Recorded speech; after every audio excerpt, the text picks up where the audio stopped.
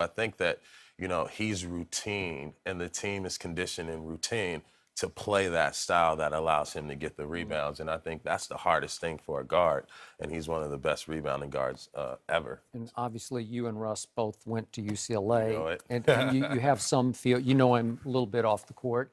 Give us your insight into what makes him tick, what drives him, what fuels him the way he's fueled. I think for him being the underdog, I think that he always had a chip on his shoulder. He was overlooked in high school. He didn't make the McDonald's All-American. He was overlooked in college.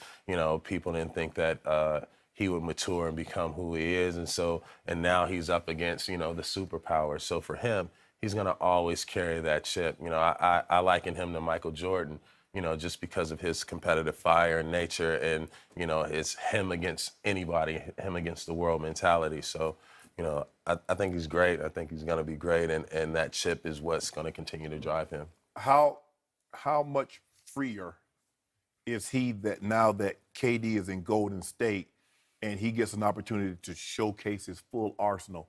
Because I thought he could be good without KD. I didn't see this.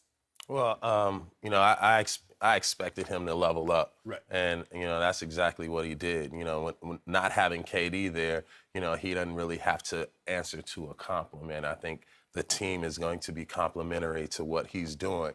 And so that's going to allow him to have the ball more. Now, there's no doubt who should be taking the last shot. There's no doubt who should be making the plays. And so that's another 10 to 15 possessions that he's going to have the ball in his hand for the game.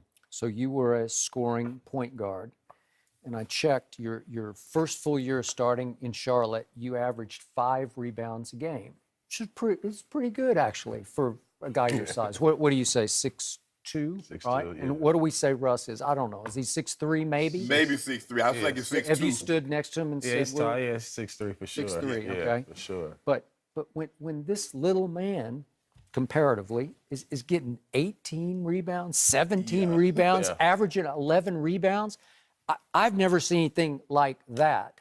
And to me, I've always been taught that rebounding is mostly desire. Do you want the ball worse than that guy wants the ball? He wants every ball that's either loose on the floor or loose up high, he's going to attack the basketball, right? Absolutely, absolutely. It's his energy. When he's out there, people say he plays like a man possessed, but, the ball goes up, he's trying to get tip dunks. He doesn't see himself as a little man. He doesn't. He sees himself as a player, a playmaker, and somebody who, if there's a rebound, he can out-jump pretty much 90% of the guys on the court. So, He can't, that's no matter his their rebound. size. Yeah, That's for correct. sure. Yeah. I think if he were to ever get 20, if I ever see a guy his size get 20 rebounds in the game, I'm done, Skip. We'll He'll do it. He'll do it. He'll do it for sure. Skip, I'm out. Impossible. A 6'3" guard get 20 rebounds in a game. Well, he's come close. I know that's what I'm going to be out, Skip, because then I'm going to say, well, he's going to average a triple-double because he can legitimately get, I think Wilt's the only guy that's ever got 20, 20, and 20. 20 rebounds, 20 assists, and 20 points. But again, so many more possessions. Right. Yeah. But look how tall Wilt was. Wilt was 7'1". 7'1". You're talking about a 6'3" guard that's going to have to climb over a couple of 7'1s and a couple of 6'10s to grab rebounds. Right. So if he were to do that, he's going to do it. I'm in awe every time I see him. I still don't believe what I'm seeing because I wasn't alive when Oscar averaged, triple-double to 30, 11, and 10.